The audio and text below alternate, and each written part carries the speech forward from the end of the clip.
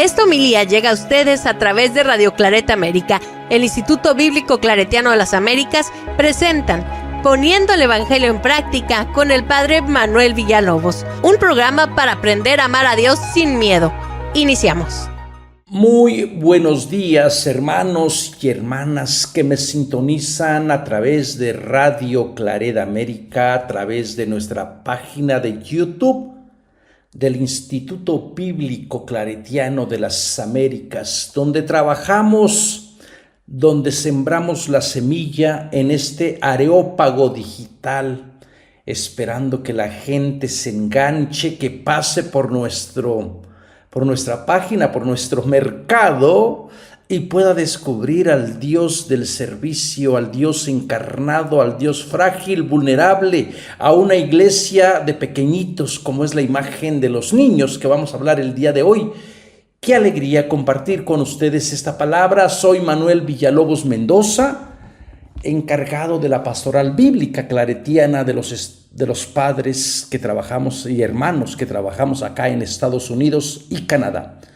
Y prestamos este servicio porque ahora nuestra provincia no tiene fronteras, somos sin frontera, ¿verdad? Para toda la gente que quiere escuchar la palabra de Dios. Y esta reflexión es para el día domingo 22 de septiembre, un evangelio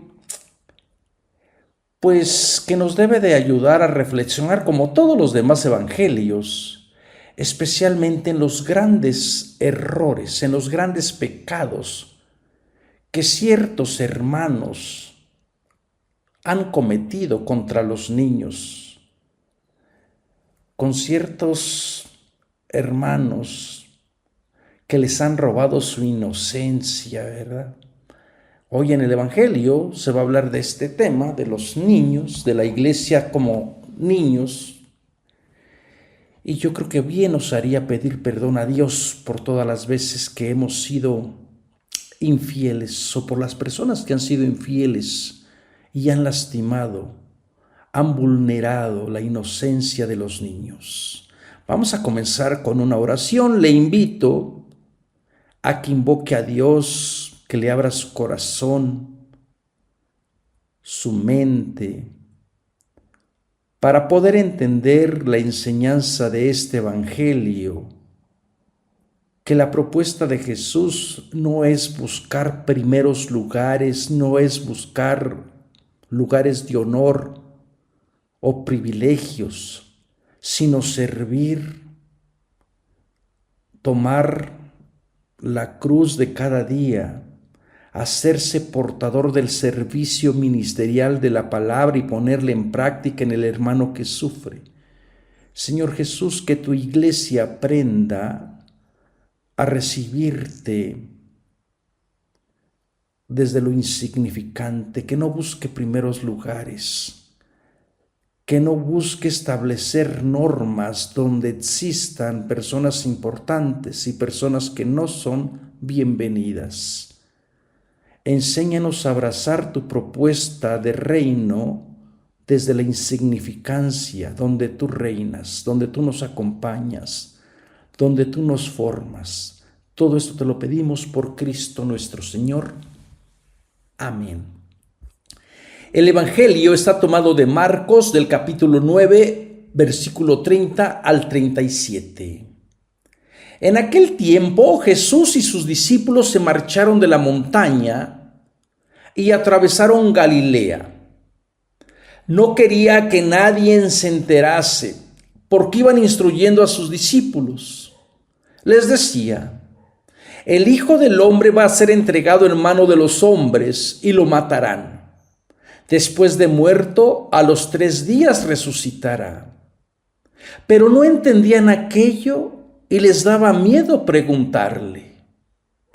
Llegaron a Cafarnaún y una vez en casa les preguntó, ¿de qué discutían por el camino? Ellos no contestaron, pues por el camino habían discutido de quién sería el más importante. Jesús se sentó, llamó a los 12 y les dijo: quien quiera ser el primero, que sea el último de todos y el servidor de todos. Y acercando a un niño, lo puso en medio de ellos, lo abrazó y les dijo: el que acoge a un niño como este en mi nombre, me acoge a mí. Y el que me acoge a mí, no me acoge a mí, sino al que me ha enviado. Palabra de Dios. Hacemos un momento para que esta palabra de Dios anide en nuestro corazón. Y bueno, vamos a tener que comenzar también a ir meditando, reflexionando acerca de este episodio tan poderoso. Marcos es bastante fuerte contra los discípulos, ¿verdad? Quizás por esta razón Marcos como que no fue muy atractivo en los primeros años, en los primeros siglos de la iglesia. Marcos ha sufrido la maldición de la Cenicienta, hasta últimamente que se está recuperando la gran noticia de Marcos, ¿verdad? Recuerden entonces, solamente para ubicarnos, hace unos versículos anteriores, Jesús va de camino y se encuentra en la región de Cesarea de Filipo, y allí les pregunta: ¿quién dice la gente que soy yo? Y bueno, comienza el discipulado en la figura de Pedro a tratar de hacer una confesión, pero después termina muy mal, ¿verdad? Porque cuando Jesús comienza a decirles de qué se trata su misión, les comienza hablando de el primer anuncio de la pasión. Pedro dice: esto no puede ser así. En nuestra mente Dios no puede sufrir de esa manera. Queremos un Mesías poderoso con obras, que venga, que reinstaure nuevamente al nuevo Israel, que sienten los tronos de gloria a los 12, ¿verdad? Para que juzguen a todas las naciones. Pobre Pedro, no sabe lo que le espera. Jesús parece que no va por ese rumbo, y comienza más bien otra vez, sigue predicando en Galilea. Dice: se fueron de allí y atravesaron Galilea. Sigue en la parte de Galilea. Recuerden todo lo simbólico que es Galilea. Aparte de ser la región empobrecida de hambrientos, de leprosos, de gente que necesita sentirse amada, porque la ley los había excluido, esta Galilea de los gentiles. Y es ella donde Jesús comienza a predicar. Y ahora dice como que no quiere que nadie lo sepa. Muy probablemente Marcos tiene esta genialidad de decir: a ver, me voy a enfatizar o voy a dedicar toda mi enseñanza a los 12, a los discípulos. Porque estaba dedicado a instruir a sus discípulos, porque da la impresión que son los discípulos los que necesitan mayor instrucción, mayor enseñanza. Toda la demás gente parece que entiende cuáles son las exigencias del reino, pero no los discípulos. Por eso les decía que este evangelio no fue muy bien recibido, porque los discípulos no son muy bien, no los representa muy bien. Siempre son de poca fe, no tienen fe, siempre están en sus luchas de poder, siempre están tratando de figurar en vez de servir. Entonces, muy probablemente esto sea real, pertenezca al Jesús histórico. Las luchas de poder que se están dando son reales. Y Jesús tiene que educarles para decirles: no va por ahí mi propuesta de reino. Me gustaría también a mí pensar, creer, que no buscamos primeros lugares. Me gustaría soñar con una iglesia menos jerárquica. Me gustaría soñar con una iglesia de servicio, una iglesia pobre como la que propone Francisco, el Papa Francisco. Hermano, hermana que me escuchas, ¿cómo te gustaría que fuera tu iglesia? ¿Cómo es tu iglesia? ¿Hace hincapié en el servicio? ¿En las personas que no cuentan? ¿O es una iglesia distante, jerárquica? Una iglesia que tiene miedo a abrazar a los niños, y ahorita vamos a ver por qué. Entonces, como que Jesús se retira para darle una enseñanza especial a su comunidad. Porque si los discípulos no saben quién es Jesús, no entienden a qué se están comprometiendo, entonces no tiene sentido de que lo sigan.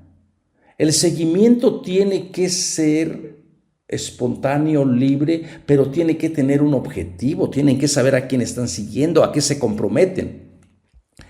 La primera parte del Evangelio, desde el capítulo 1, bueno, y hasta el versículo práctico, hasta el capítulo 8, Jesús ha proclamado este mensaje a los galileos. Y también a la gente que vive en torno a Galilea, a los gentiles, ¿verdad? Porque recuerden que Galilea también servía como frontera. Entonces, he estado por allí enseñando, hoy quiere enseñar a los suyos, hoy quiere dedicarse. Y comienza con el primer anuncio.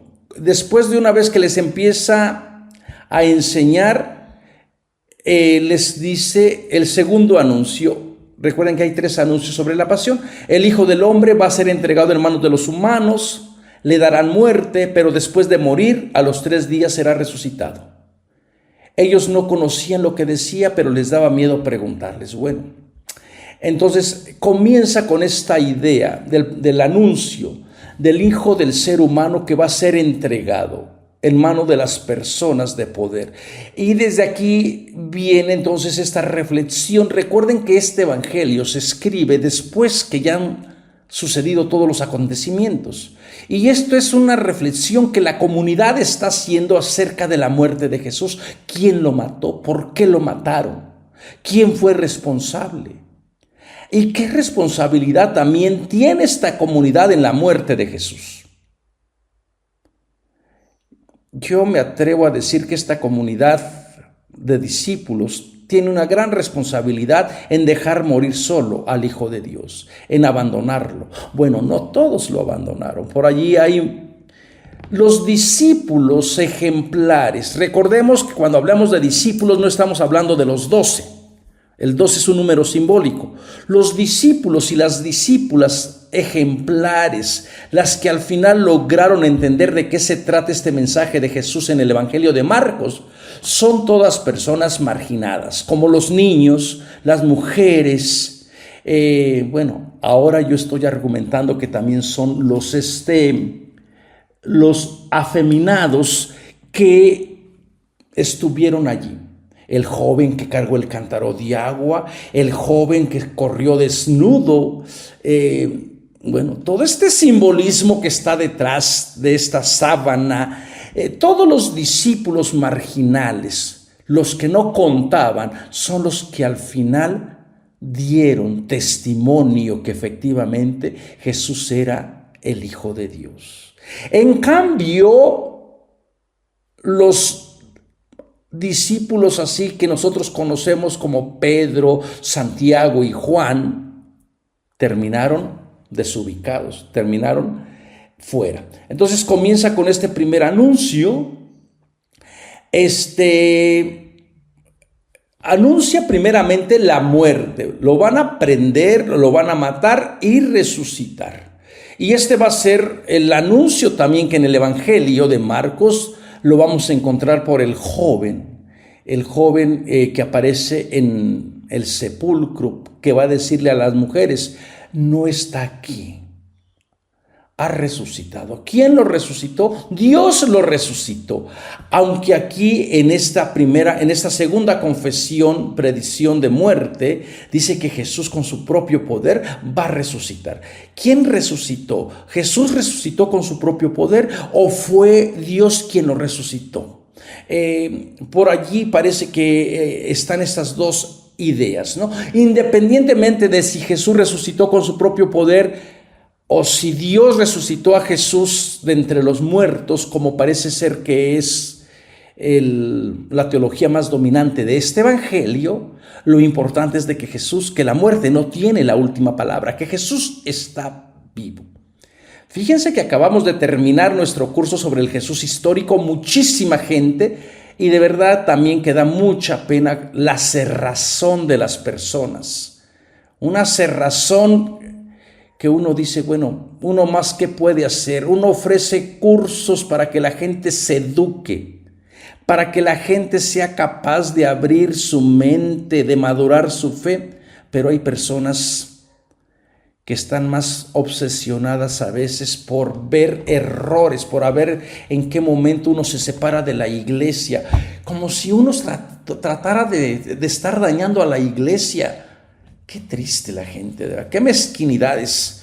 Lo único que intentamos es educar, formar. A veces a uno le dan ganas de decir, bueno, ¿yo qué necesidad tengo de estarme exponiendo, hablando, enseñando? Que se queden como ellos están. Si quieren ganarse el cielo con agua bendita, rezándole a no sé quién, creyendo en cosas fantasiosas, pues adelante, que lo crean.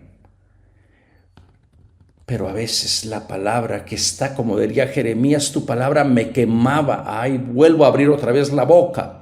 ¿Cuántas veces no he dicho ya no voy a hablar? Pero ahí vamos otra vez. Hermanos y hermanas, lo único que intentamos es traer la enseñanza para que usted madure en su fe. Si a usted le sirve esa enseñanza, bendito Dios. Si no le sirve la enseñanza, pues no se mortifique ni se amargue. Hay otras muchos caminos, muchas espiritualidades, muchos videos que por ahí están y que a lo mejor le van a llenar en su espiritualidad, ¿verdad? Lo importante es que usted crezca, madure en su fe. Entonces,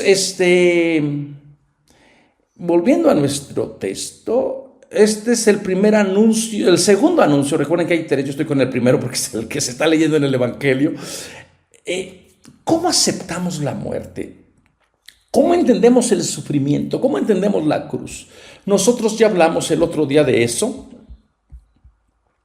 y hice énfasis en cómo entender el sufrimiento, pero desde la experiencia de la resurrección. No se puede entender el sufrir por el sufrir si no te lleva a la liberación. De lo contrario, si tú estás buscando solo el sufrir por el sufrir, pues hay que buscar al psicólogo o al psiquiatra. El sufrimiento es el que te viene a causa de tomar la cruz, vivir con los valores de Jesús. El sufrimiento es que nos dan a nosotros a causa de ser fiel a la palabra, de estar enseñando. Así que, hermanos y hermanas, tenemos que ser claros en esto porque hay tanto abuso que se ha dado en cuestión de la cruz, del sufrimiento, que a estas alturas los que me han estado escuchando, siguiendo, bueno, ya saben cuál es mi pensar. Entonces, Marcos, fíjense que fue el primer evangelio que se escribe, comienza también a dar unos señalamientos de cómo debe ser su comunidad. Aunque no le da mucho tiempo para desarrollar toda la propuesta de la comunidad naciente, de esta comunidad que necesita organizarse, pero sí nos puede dar unas ideas de esta iglesia que él propone. Mateo, por ejemplo, va a elaborar más en cuestión de la comunidad. ¿Qué hacer cuando alguien te ofende, cuando alguien peca? ¿Cómo tratarlo? ¿Cómo reconciliarse? Marcos no tuvo ese privilegio porque su contexto histórico era muy diferente. Sin embargo, sí da como algunas ideas. Quiere que su iglesia, que su comunidad, todavía no podemos hablar de iglesia porque ni siquiera utiliza el término iglesia Marcos. Quiere que su casa, el movimiento de Jesús, los seguidores de Jesús, no sean jerárquicos. Rompe con esa estructura jerárquica de primeros, de principales, de gente privilegiada. Porque si hay un primero, va a haber un último. Marcos parece que no le interesa eso. Entonces, son como tres principios que Marcos va a tratar de poner en práctica. En un primer momento habíamos visto en este evangelio que en el principio la palabra de Dios se había identificado con Jesús desde la nube en la transfiguración diciendo: este es mi Hijo amado, el Hijo que ha bajado de la altura para comenzar a hacer una comunidad un proceso de liberación, abierta a todas las personas. Y en el centro de esta enseñanza está la palabra de Jesús, que se presenta como hijo del humano, como la persona que está en plenitud en su humanidad. Y después están los enemigos que también no aceptan esta idea de Jesús, que en este caso ya no van a ser los fariseos, los escribas, los maestros de la ley, sino van a ser los mismos discípulos de Jesús, que les está costando trabajo entender. Dice que no entendieron y tenían miedo de preguntar. Entendieron muy bien a lo que se querían, a lo que Jesús estaba diciendo. Lo que no tenían ganas ni deseos era de aceptar ese tipo de enseñanza. Y por eso, ¿por qué? Porque están movidos por el poder, por otros intereses. Por eso es necesario que Jesús venga otra vez a decirles, a ver, yo represento a Dios que me ha legitimado como el Hijo amado en la transfiguración, en el bautismo. Mi propuesta ha sido de enseñanza. Y esta enseñanza tiene sus enemigos externos, que son los fariseos, los escribas, la gente del poder religioso que vive en Jerusalén. Pero ahora, tristemente, también estos enemigos se encuentran dentro de la comunidad de Jesús. Entonces aparecen la gente que le cuesta trabajo. Jesús regresa otra vez a Cafarnaún. Dice, regresando a Cafarnaún y una vez en casa. Recuerden que Cafarnaún es como el centro operativo. Es la base desde donde Jesús enseña, donde Jesús misiona. Siempre regresa a Cafarnaún. Y bueno, vamos a dividir primero en 3 partes. En la primera parte, entonces regresa a la casa, les pregunta de qué vienen discutiendo, ellos se quedan callados. En otro segundo momento se sienta, llama a los 12, se sienta para enseñar. La enseñanza no es para ejercer poder, es para enseñar. Después, otro tercer momento, toma la figura del niño que los pone en medio de ellos. Esto es lo que Jesús les está enseñando, ¿verdad? Entonces, llegan a Cafarnaún, no dice exactamente a cuál casa. Es una casa, damos por hecho que a lo mejor sea la casa de la suegra de Simón Pedro. Recordemos que esta casa es muy familiar con Jesús y se habló en el capítulo 1:29, en el 2:15, en el 3:30, en el 7:17. Entonces, como que históricamente este lugar de Cafarnaún, sabemos por las excavaciones que se han realizado, que fungía como centro misionero. Y también desde el punto de vista arqueológico se ha llegado a descubrir lo que se conoce como la casa de Simón Pedro. Yo la verdad que tengo mis dudas, pero desde muy temprano, fíjense, ya hay vestigios arqueológicos de que esta casa estaba asociada con la casa de Simón Pedro.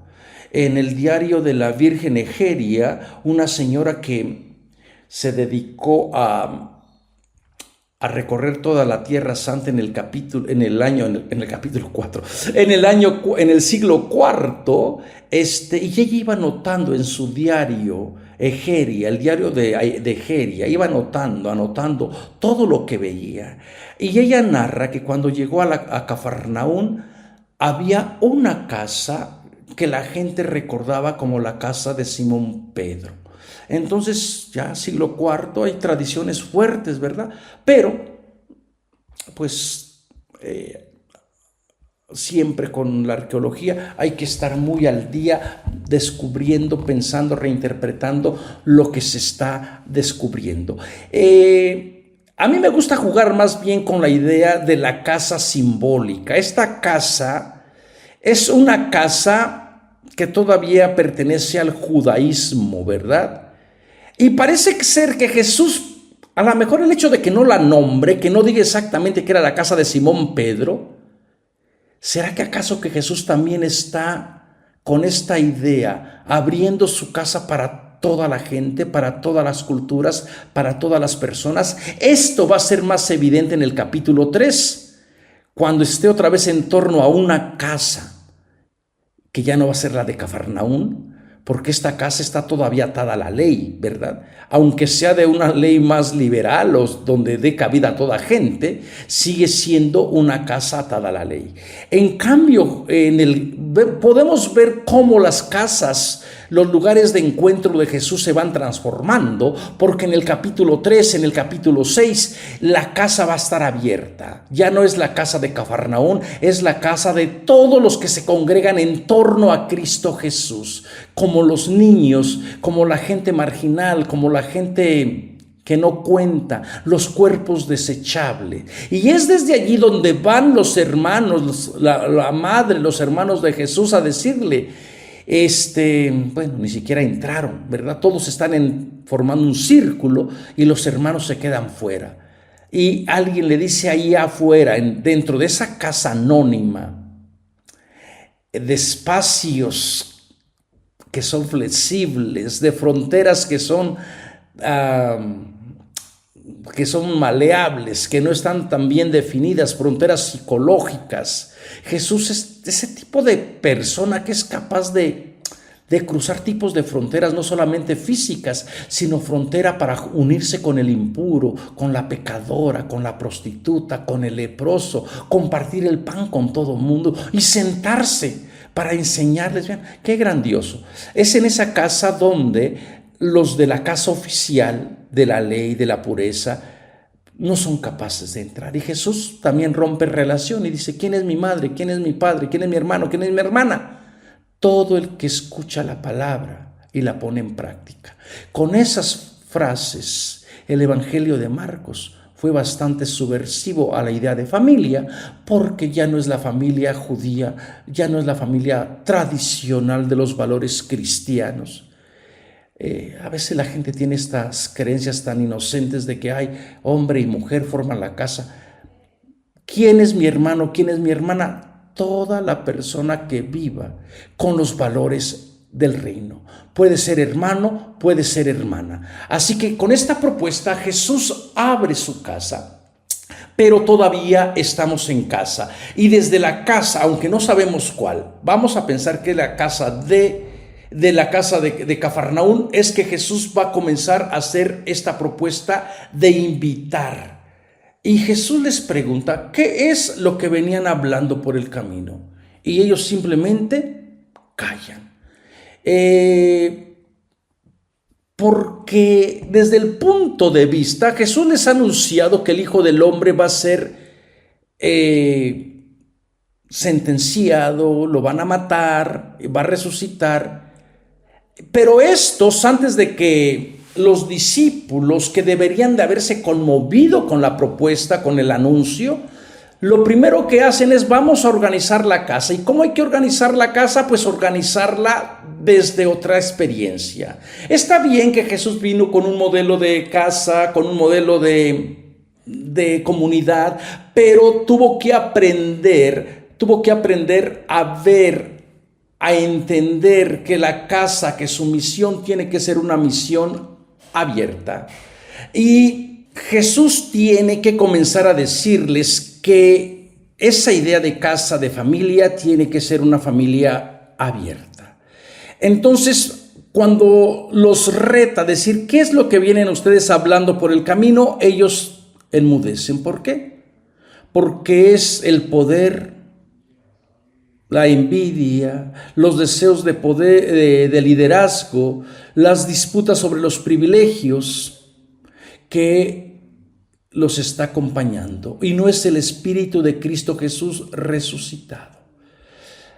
Y esto podría desilusionar a Jesús. Dice, parece que no han entendido que el poder no viene desde arriba, el poder no viene desde lo alto, no es en línea jerárquica que se logra el servicio.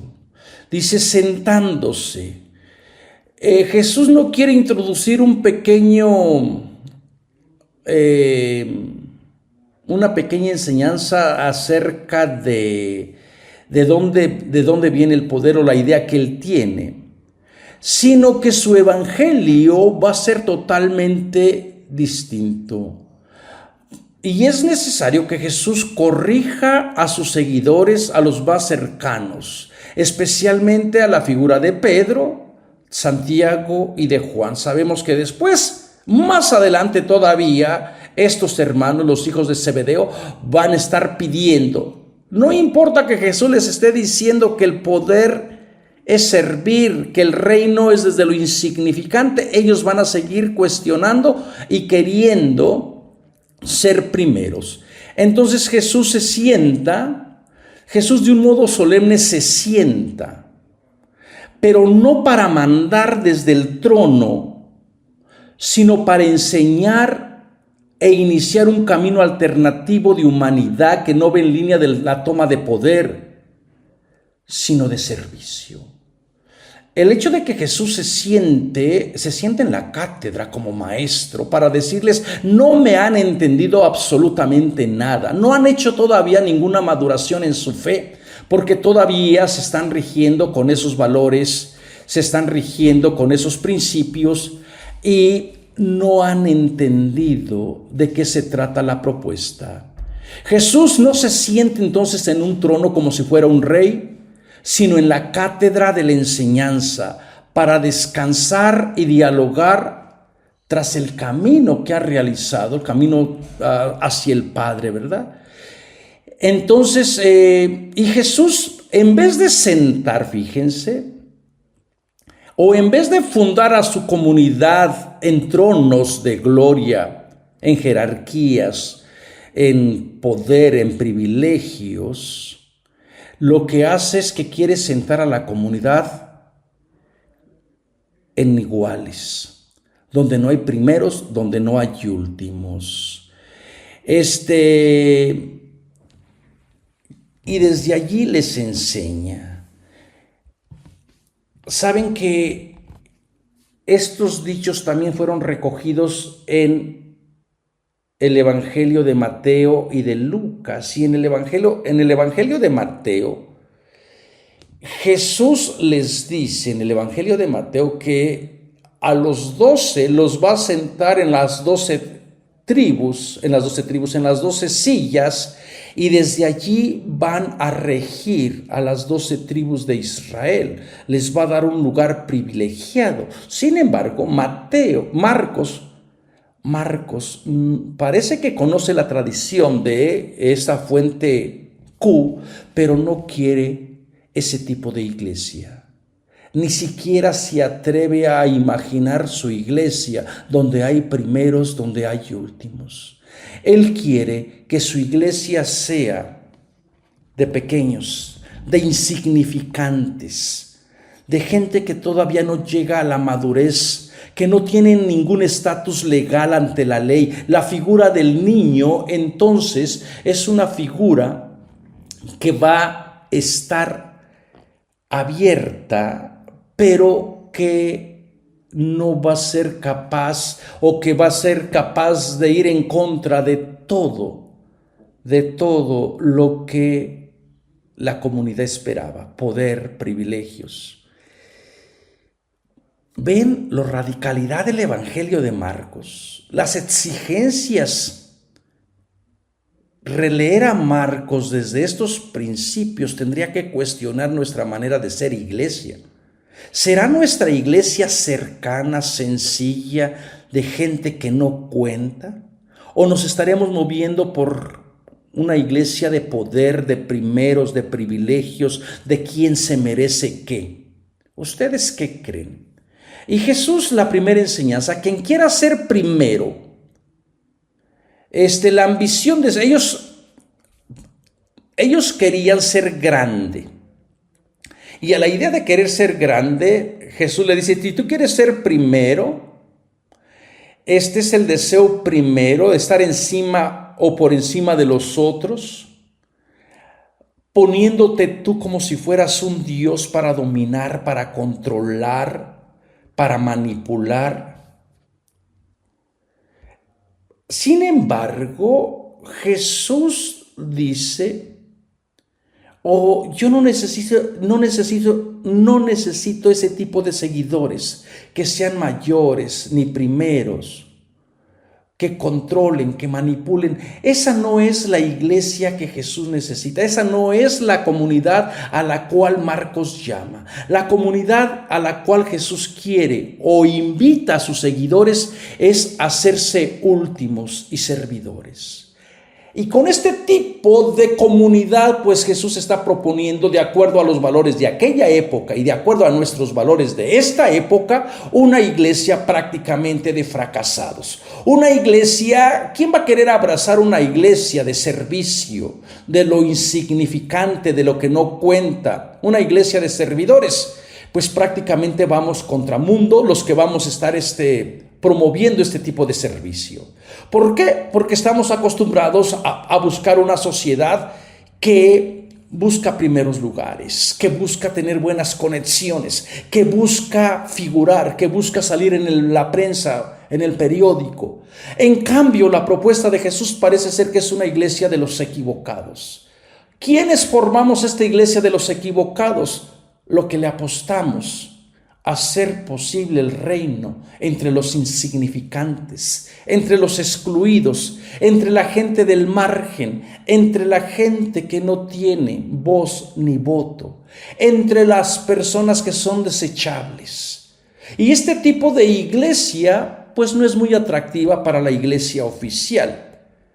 Porque el tipo de comunidad que Jesús promueve es un tipo de cuerpos inútiles. La figura del niño, la figura de una persona que no tiene estatus legal, que es inmaduro. Sin embargo, esta es la imagen por la cual Jesús quiere que su comunidad abrace el reino. Jesús entonces invierte la pirámide, la jerarquía, los valores de aquella época y de los nuestros y nos invita a abrazar o crear una comunidad de insignificantes, de gente equivocada. Y de aquí tendríamos que comenzar a valorar y decir qué hemos hecho con los niños, literalmente, cómo les hemos fallado. ¿Cuántos abusos no se han dado?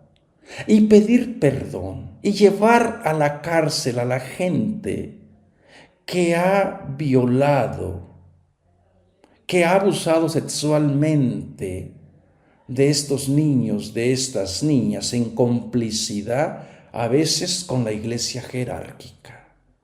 Esta no es la iglesia que Jesús quería. Esta no es la comunidad que Marcos quería.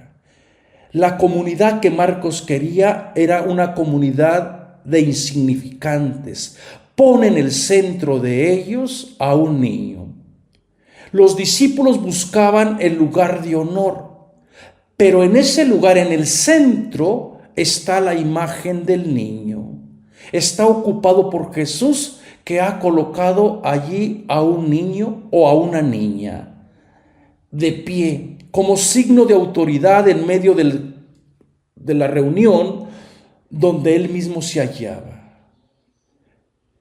Ustedes, si esto fuera histórico, si realmente está aquí, imagínense ustedes, Jesús está dentro de una casa, no sabemos de cuál, se sienta y para poder enseñarles qué tipo de comunidad Jesús quiere, tiene que salir de la casa, buscar un niño o una niña que ande en la calle abandonada, sin amor, como era el caso de tantos niños palestinos. Me gustaría decir que es del tiempo de ayer, que es el tiempo de hace 2000 años, pero es el tiempo de hoy. ¿Cuántos niños y niñas palestinas no tienen casa, no tienen escuela, no tienen familia, andan por la calle? Jesús sale, busca al niño o a la niña, no especifica, Lo pone en el centro y dice, ahora sí me entienden. Vean, esta es la metodología de Jesús. Entiendan que la propuesta de comunidad no viene de lo alto, viene desde la experiencia de abrazar lo insignificante, lo que no cuenta, lo que no vale, para comenzar a hacer camino, para comenzar a hacer iglesia. Y abraza al niño. Los discípulos buscaban el poder de manera que había empezado a conspirar por alcanzarlo, pisándose unos a otros. ¿Verdad que eso no existe en las parroquias? Donde se denuncian unos a otros, donde no le importa pisotear la dignidad, matar la dignidad del hermano, de la hermana, por tal de que el Padre me reconozca. Yo quiero figurar. Yo por eso siempre digo, toda la gente se pelea por el micrófono, por dar el testimonio, pero nadie se pelea por sacar la basura, por servir. ¿Qué mezquinidades nos mueven, hermanos y hermanas? Y el Evangelio es muy sencillo, pero no queremos entender como los discípulos. Lo más importante entonces es abrazar lo insignificante, abrazar el niño, figura de la persona que va madurando en la fe, y hacerse como ellos. Desde esa enseñanza, abrazar al niño, entonces es la invitación de Jesús de decir, tú quieres ser primero, abraza a las personas que nadie quiere. Comparte pan con los que no son bienvenidos. Sana aquellos cuerpos que están olvidados, que son desechables. Entonces te vas a dar cuenta que allí en esas personas está Dios. Los niños en este contexto son el último eslabón de una cadena de opresión. Son las personas más vulnerables que los pueden dejar a morir de hambre, porque primero hay que salvar al varón ya maduro, ¿verdad?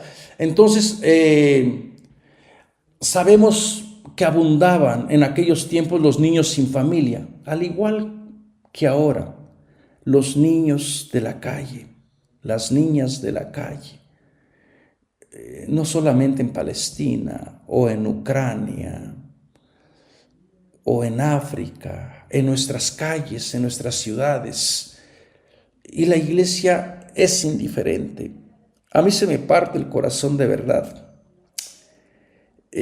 Las veces que he estado, de Medellín, porque tenemos la curia allí enfrente en el mero centro. ¿Cuántos niños andan en la calle, durmiendo debajo del puente?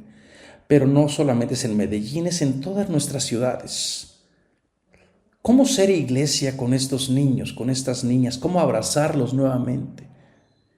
¿Cómo poner a un niño? Imagínense lo escandaloso que sería traer un niño de la calle que a lo mejor se anda usando resistol o drogando y ponerlo de pronto en el centro, en una misa que esté celebrando el obispo, con tanto ropaje, con los cálices de oro, con los manteles de lino, y ver aquel niño a lo mejor desechable. ¿A qué nos movería? Pues esto es lo que Jesús realiza en el Evangelio de Marcos. Jesús entonces en el Evangelio de Marcos ha superado la vieja familia patriarcal, no quiere poder, no quiere una iglesia de primeros, quiere una iglesia del margen, de la periferia. Así que hermanos y hermanas, ¿qué retos nos ha dejado Marcos de verdad? ¿Qué retos para poder formar esta iglesia? Y esta es la manera de encontrar a Jesús. Fíjese la enseñanza. El que acoge a un niño como este, no es el niño judío que tiene casa, que tiene madre, que tiene padre, que a lo mejor ha cumplido todo el ritual de la circuncisión. Puede ser un niño impuro, un niño pagano, puede ser un niño bastardo. Jesús ya había hablado en el Evangelio de Marcos, primero allá con el niño con la niña de la Talita Cumi, de aquel principal de la sinagoga que tenía que su niñita se estaba muriendo, y que Jesús le dice a la Talita Cumi, niñita, mamita linda, levántate. Y la niña se pone llena de vida, y Jesús les dice, denle de comer.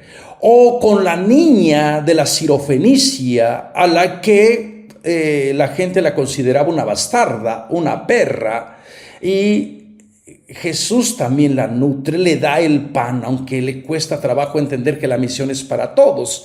O también en el padre de familia que le suplicaba a Jesús, si tú puedes hacer algo por mi niño, hazlo. Le he pedido a los discípulos y no han sido capaces de sacar el espíritu de la ley que lo tiene allí, que lo arroja al fuego, que a veces se da unos retorcijones y echa espumarajos. Vean, los 3 momentos de estos niños que nos hemos encontrado en el Evangelio son niños al margen, a la periferia, pero son ellos los beneficiarios del amor de Dios. Hoy Jesús entonces se identifica, se encarna con ese niño. Qué difícil es entender la encarnación de Jesús en el niño de la calle, en el niño de mi calle, en el niño de mi ciudad, en el niño sin familia, en el niño que es abusado, en el niño víctima del poder, en el niño que es explotado. En esos niños, quien lo acoge a esos niños, comulga con Cristo Jesús. Hermanos y hermanas, muchas gracias por escucharme. Espero de verdad que sigan en sintonía. Visiten nuestra página de www.ibicla.org. También entren allí a YouTube, regístrense por el amor de Dios. Den a conocer también estas palabras, si es que a ustedes les sirven, probablemente a otra gente también les servirá. Nos vemos hasta la próxima semana. Los invitamos a escuchar más programas de crecimiento espiritual y emocional en radioclaretaamerica.com y a seguir en YouTube a la Escuela Bíblica Claretiana de las Américas. Visite ibicla.org.